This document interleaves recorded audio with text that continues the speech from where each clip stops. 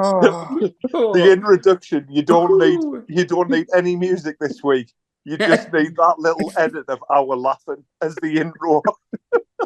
wait, hold on. That's fine. It'd be more compelling than watching a Sunderland game. Oh. I was gonna,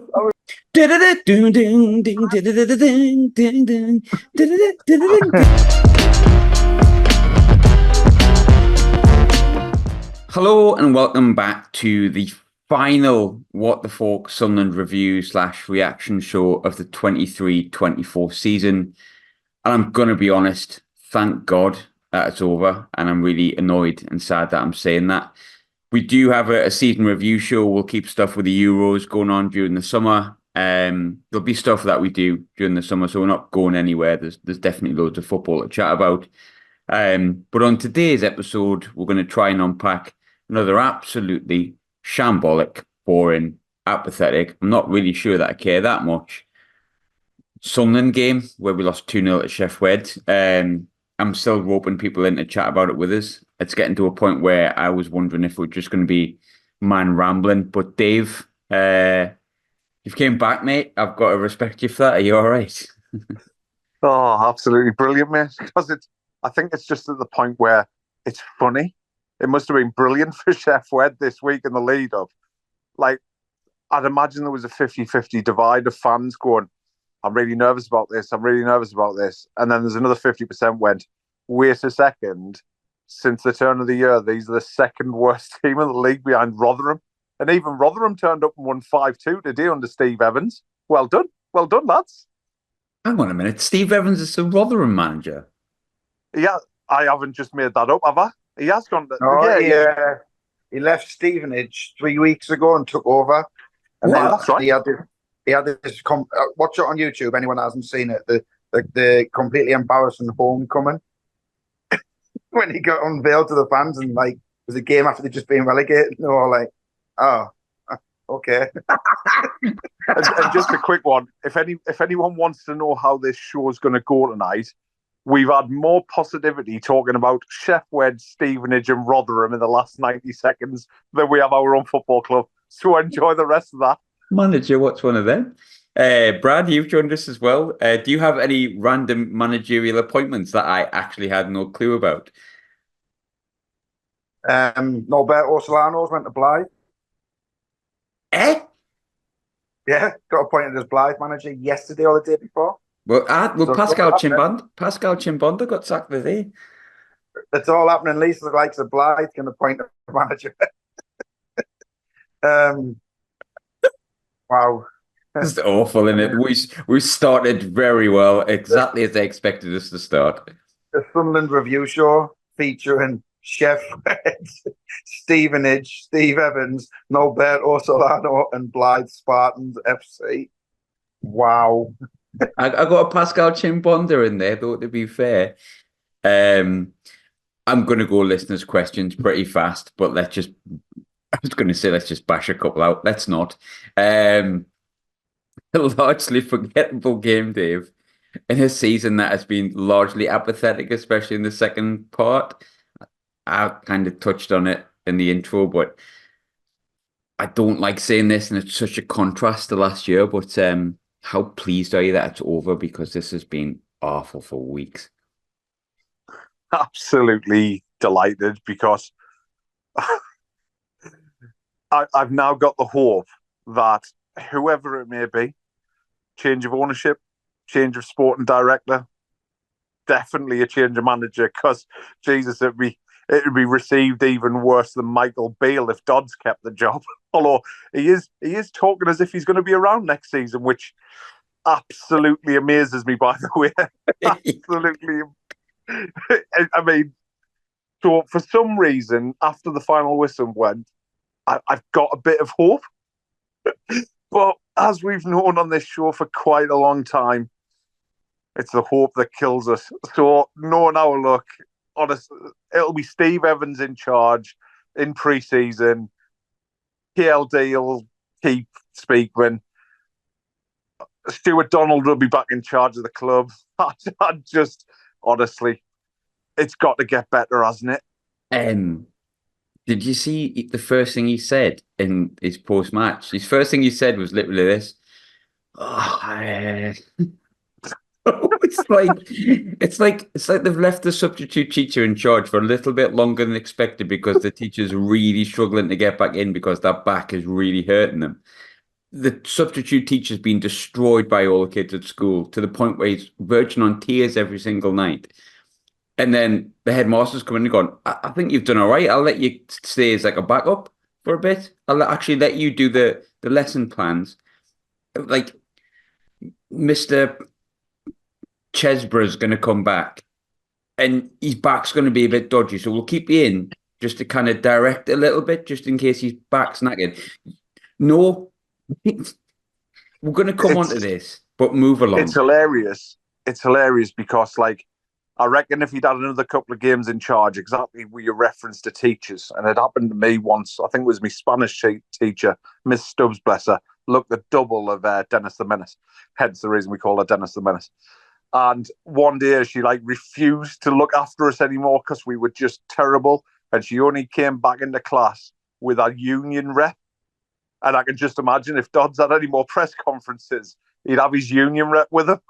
I am not taking this abuse of fans anymore. Nowhere. This is Christian, and he said, "Stop it, just stop it." And this is Job and Jude, and they both said, "Stop it." I've gone off on a tangent here. This has been What the Falk. Thank you for listening. We'll get to that point. I mean, honestly, like I cannot just wait. I cannot just wait. No, I can't wait until just right. Hang on a minute.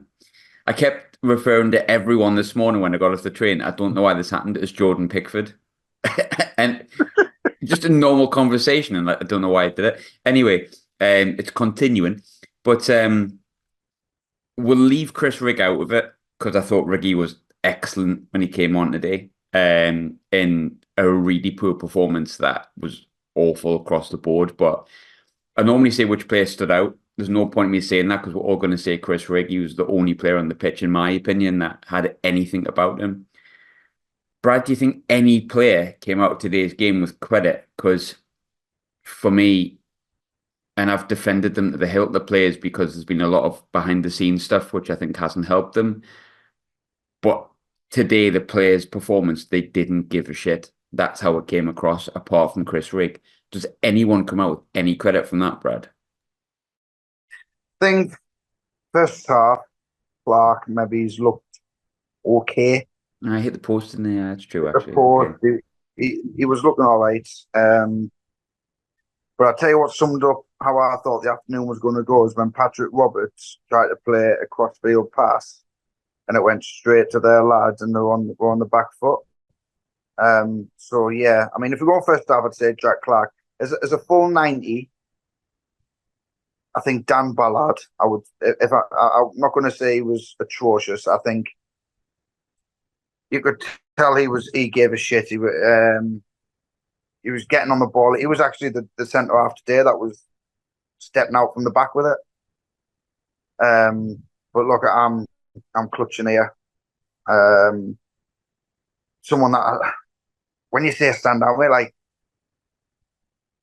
I can only pick out people that were poor, and for me, there was two that were exceptionally poor, and that was Ekwa. Oh my God! And Adji Elisa. Oh, I thought I like Elisa. Yeah, me too. And I really, really do rate him, and I've said it from many a time on here. Mm-hmm. If it was a complete battle between him and Sirkin, I would lean towards Elise for what he could bring on top of what Sirkin can. But I think both their goals they both came on the right hand side today. One or two good things, but a good tackling and a good ball in for Roberts, who missed the sitter again. But yeah, then they're just off the level. Did you have any confidence that, and I really like Patrick Roberts a lot, but do you have any confidence that he was putting that in? He just looks like a player absolutely shot on confidence, and he's beginning to look like a player that had to drop to League One to get game time. Yeah, but also remember last season he was in the Championship and he looked awesome. But going back to like school references, for example, right? I said many a time last season, when he had Ahmad with him, it was like 2 year 11 kids playing on the Astro against a bunch of year sevens and said, try and get the ball off us. And it was just like taking the piss and it was funny. This season, he just hasn't had that person with him. So he's got to drive on with it. Like today, you're saying a couple of times he had a little jinking run, he cut inside, but then there's no one there to take it off him and create that way he can create that little angle for himself. And yeah, I mean, I love Paddy Roberts, but that's got to be his worst season, I think, since he turned pro. And it's a shame. He's been awful. I wanted to stick with you on that because I've held it and I've held it and I've held it. And I think if you listen back probably the past sort of 10 weeks or so, maybe longer, I've kind of hinted at it and not wanted to write him off. I'm done with Pierre Egwell. Like, he just every single week gives the ball away. He doesn't put a tackle in. He shirks responsibility. That kid is not going to get any better than he is now. I hope he does. Sincerely hope he gets better than he does. But we've had him for a year now. And if anything, he's gone backwards from what we've seen when we first came in. I wrote them off early doors, didn't I? And I've done an open apology at James Copley last season. Said I might have judged him a bit quickly there. You judged him absolutely perfectly. We're looking back. Yeah, and then I don't get it because he started the season well. But when you talk about him this season, you say Southampton, right? He scored 2 goals from outside the box. Apart from that, well, I know he scored against West Brom the other week. But apart from that, please tell me something that he has actually brought to the team in a positive. Because I cannot. He walks around the pitch. He gives the ball away more than any centre midfielder ever should. Like there was a simple 5-6 yard pass out. It might have been out to Riggy today in the second half. It was. It just went straight out of play. Like wasn't anywhere near him. And yeah, I don't think we'll sell him in the summer because I think they'll look at it and think there was a player in there. But if someone was to come in and say Ekwell's gone, I'd say okay, good. I'm sorry. Just I hate doing it. Same. But I'm starting to think like Dave was with Doddsy, and I hate crediting him as well. I think I was right about Pierre Egwell. I think there's just a limit to what he can do, and he's already peaked.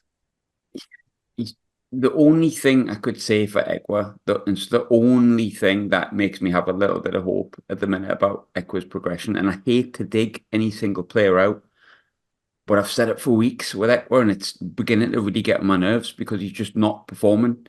And he wasn't performing even when we were doing okay. But for me, the only glimmer of hope I've got with Egwell is the game against Luton last year in the playoffs when he was very good. He played a more advanced role. And this season, he's kind of had to sit a lot.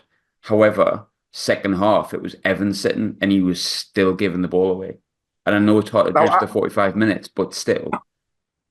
I can accept people who give the ball away, right? I can accept misplaced passes. I can accept missed chances and stuff like that. What I can't accept on a week-to-week basis, which is just, it's relentless, is he backs out of challenges and he strolls around the pitch. Yep. I don't get it.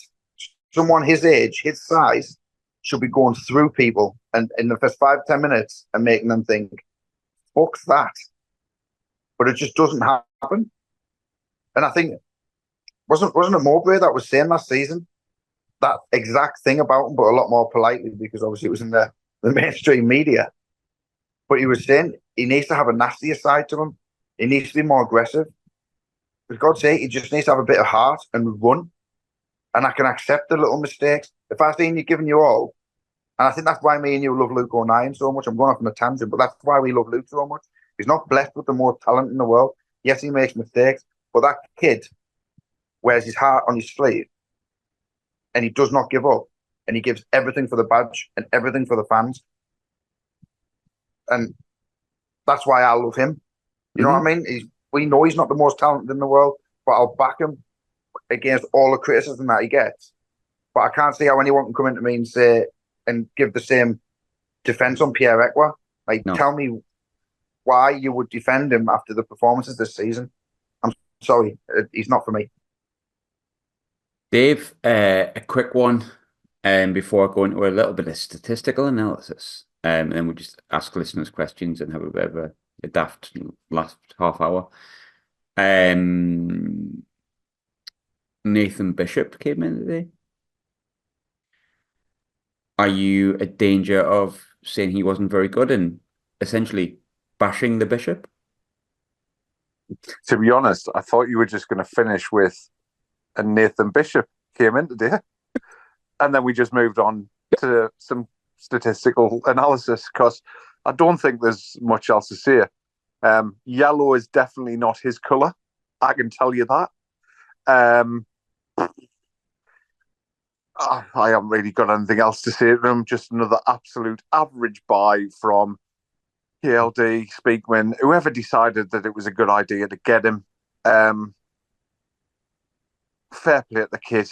He, as Doddsy told us, the one thing that I will relate to, and I'm sure is very true of Nathan Bishop, he is the model pro. Like what? Like that? Like the whole like, oh well, he's the model pro, so I just thought, why not? Our best friend of What the Falk podcast, ex-professional footballer Glenn Little, constantly tells me 3 times a week in some of his chats over a nice latte on a morning when I sit with him. He goes, Dave, you know what? And he's not from the Northeast, by the way, so I'm not doing an impression of his accent. But he goes, Dave, you know what? The best job in football, absolute best job in football, number 2 goalkeeper. Easiest pay packet you'll ever get in your life.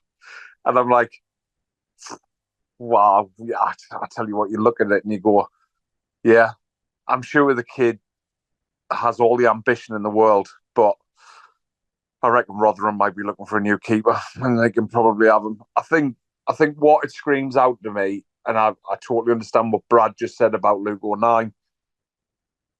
I understand what you guys are saying about Ekwar as well, and I think anyone's going to find it hard to disagree after the season that he's just had. This squad, Roberts as well, just to give a notable mention, this squad needs some serious overhaul and needs some serious balance to it. It has zero balance whatsoever, and it has to improve to get the best out of some players. Listen, Luke O'Nien has probably been one of our better players this season, to be fair. Yeah. But I tell you what, if he was any more than a squad rotation and utility man next year, I'd be absolutely gutted. And I'm sure it's probably going to be one of the questions that you mentioned. I said last week that I wasn't necessarily worried about a relegation battle. But if Luke O'Nien was number 1 on the starting 11 every week, I could well be a little bit worried. You know what I said today, and I include almost anyone in this, I think, apart from maybe Riggy. I'm not bothered who goes in the summer. Like, you could, and I know that maybe seems a bit like knee jerk, but like I'm resigned to Clarkey going. Outside of that, you've got like Ballard. I would like him to stay.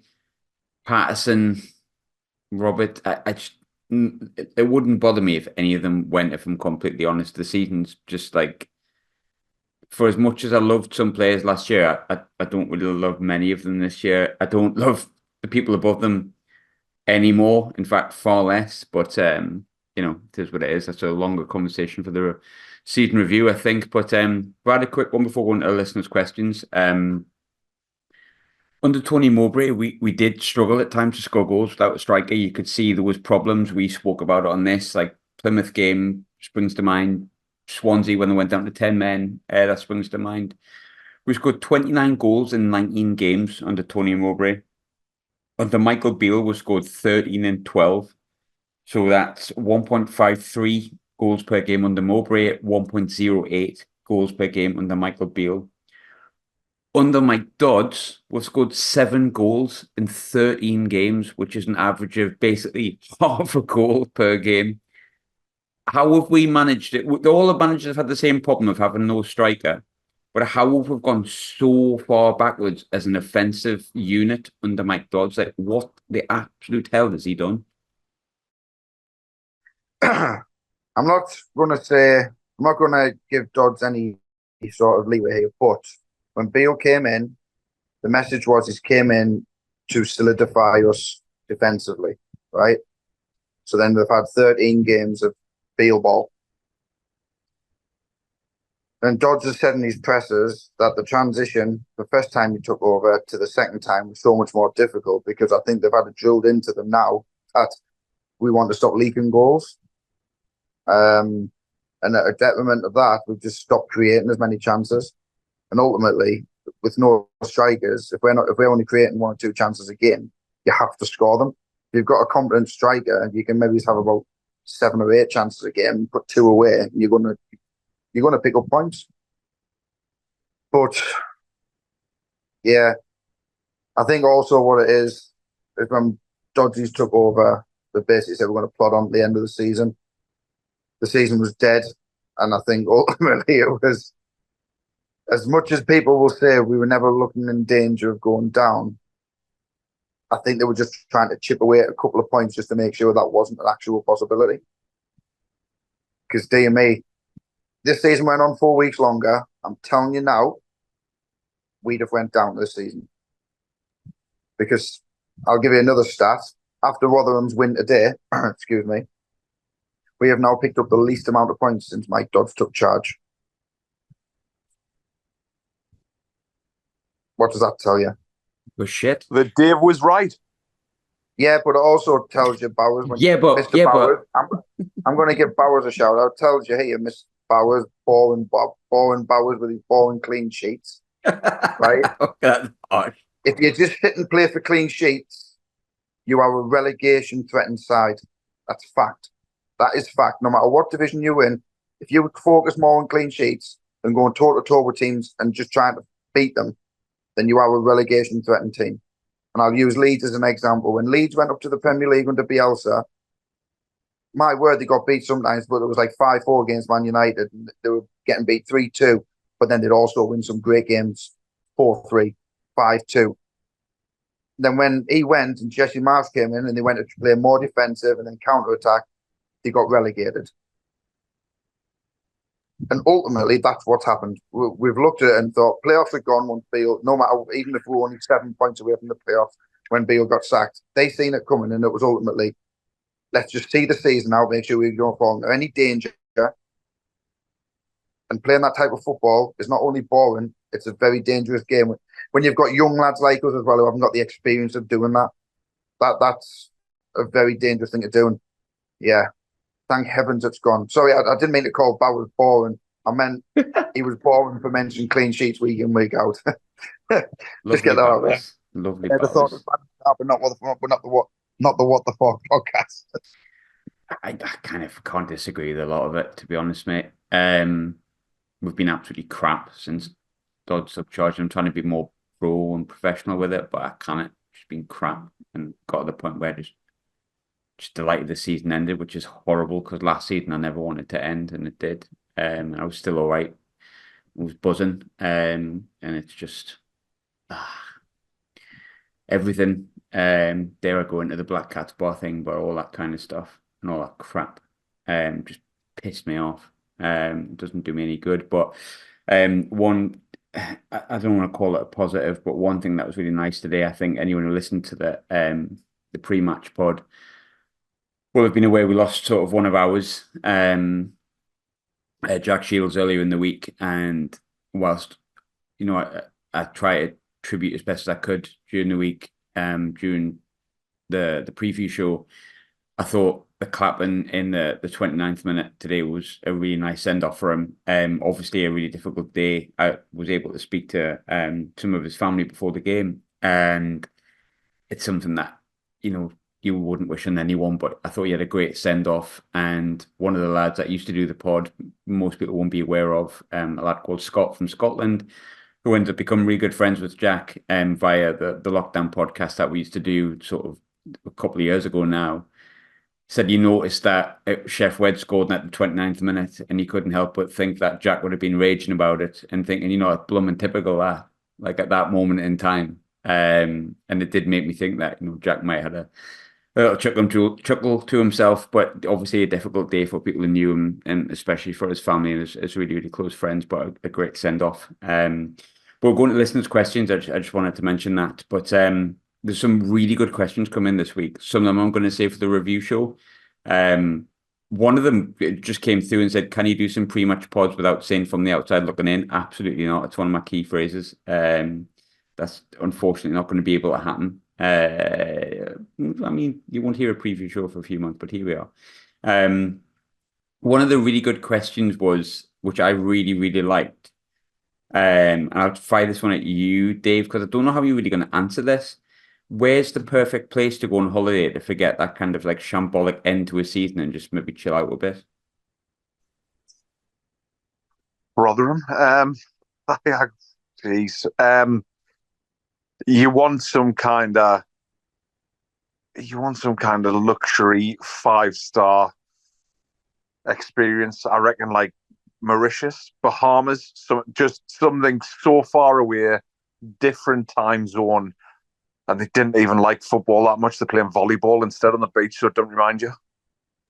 I said Berlin. I thought like, because you can go clubbing and that and just kind of forget that football's a thing. But Brad, what would your choice be? Actually, I'm going to share that around. Not sure. See if I can get on one of your trips to America, maybe, Quinn. But for me, I'll just do what I do every year, and I love it. Take the kids to our caravan in Flamingo Land, and I just completely switch off from everything because the kids are having fun. I'm going to Germany, but that's just for more football. But it's not Sunderland. I have to put up with Southgate now, don't I? Oh, it's another conversation. Dave, if this season was a discontinued flavour of pop, what discontinued flavour would it be and why? I'm not clued up on discontinued flavours of pop, to be fair, but I mean, I don't know, it'd be sarsaparilla or something like that. Oh, sarsaparilla! I love sarsaparilla. I mean, I used to love a sarsaparilla, but I reckon there's a lot of people probably hate it, so I'll go sarsaparilla. Good shout. Quite like it. Brad, would you sack Speakman? I think I've said that in the past. I was a big defender of Speakman for a long time, Graham, and you know that. Me and you had some very in-depth arguments or discussions, shall we say? No, definitely turned into arguments, I would say, at some points. Like WhatsApp arguments were just like shouting through the abyss where nothing to get into to either of us, but definitely. Yeah, I was using caps lock a few times. I like Speakman! I think I'm now on the side of, yeah, I think it's time he goes. But I'm also on the line of Kill has to have a big, long, hard look at himself now and think, what does he want? Because what do I use it? As much as people criticise Martin Bain, I think you have to realise his hands were tied about what was going on above him. Could say the same about Speakman, to be fair, couldn't you? I'm guessing that's what you're going to go on, right? Yeah. So the recruitment team, for example, identified, and they did, Kiefer Moore and Jay Stansfield. Two very good players, and we all would have been very happy with them. Stansfield, was geographically, that can't be helped. That's not on anyone. You can't just lift us up and move us elsewhere.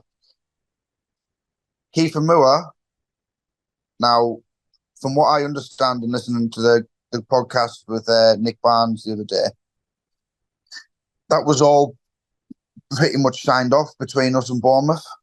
Everything was in place, and Ipswich came through the back door and ultimately blew us out the water money-wise. Now, if Speakman hasn't got them funds to work with, then obviously he can't compete.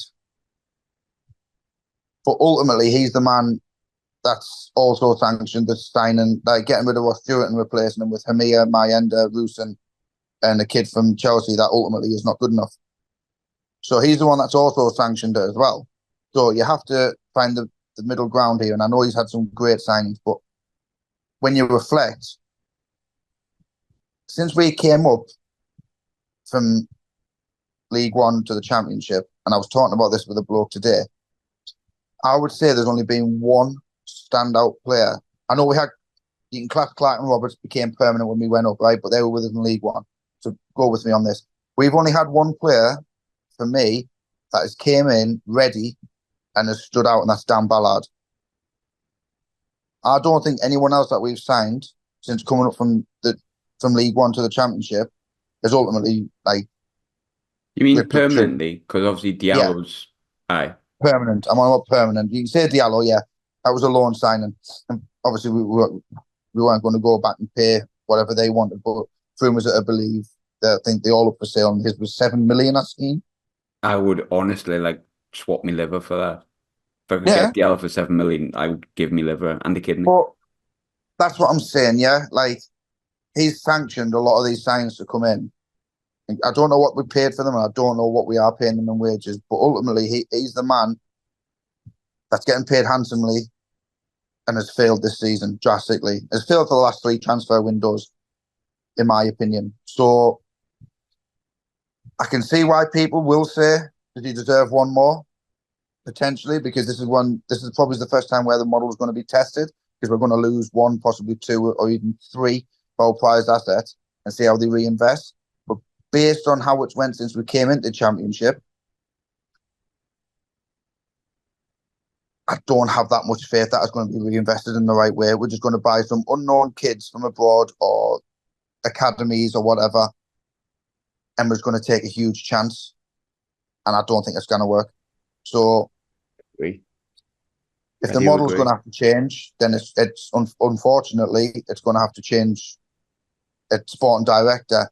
But then again, Dreyfus needs to have a long, hard look at himself and think, am I going to invest properly?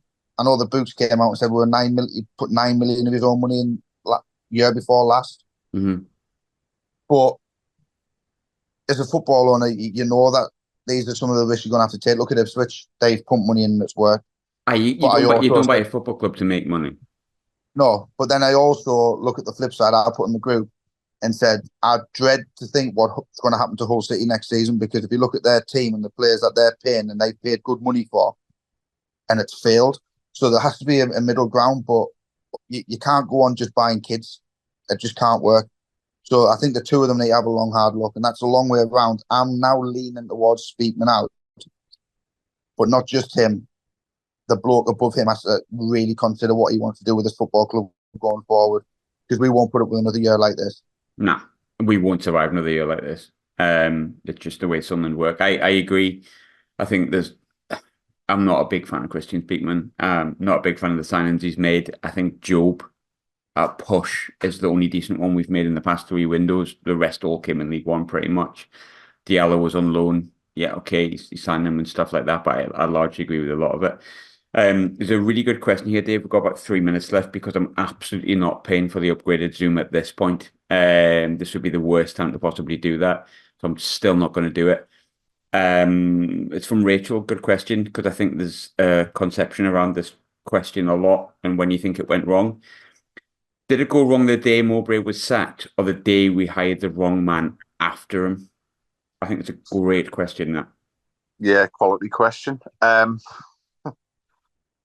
It has to be, and it comes down to those above again. So just to reiterate what Brad said, it has to be the day that Mowbray was sacked, because you look at the two people who have had periods of time, periods of games afterwards with similar players, similar time frames, and they just don't compare. So it probably shows you that Mowbray was excelling. You've got to remember, when he was sacked, we were 1 point outside the playoffs. And to not have, unless something has dramatically gone wrong, which it could have, to not have had somebody lined up afterwards, like solidly, then I think the answer to that question for me would be the day that Mowbray got sacked. See, I keep going back to the podcast we did at the time when I was vocally like, I think this is a really brave decision. And I went, because surely they wouldn't take this much of a risk with a manager there wasn't a great bulk of people wanted him out. There was some that said maybe a change, but there was no one like vigorously Mowbray out. It wasn't. Me, Ross, both went, maybe he's hit the ceiling. But I went, there's no way they're not going to replace this. They haven't got this. They're not going to make this decision and have the person they want to replace him not already in the door. And 3 weeks later, Michael Beale popped up. So I think the day they sacked Mowbray as well, because they had no plan to replace him. But we've run out of time. Thank God. Been kind of lovely and therapeutic in a way. I'm going to have to edit it though. Dave and Brad, thanks very much for joining for 23-24. See you next week when we have a debrief and talk about all our terrible predictions. Thanks for coming on again, lads. Appreciate it all season. Absolute pleasure, mate. It's been a pleasure, mate. And I'll just echo the sentiments towards Jack and his family, and also Charlie Hurley and his family. They were both lovely, touching tributes today. So yeah, rest in peace, lads. God bless. Definitely. Well said, mate. And see you all next season. Thanks for sticking with us as well. Not easy, but we appreciate it. Thanks very much.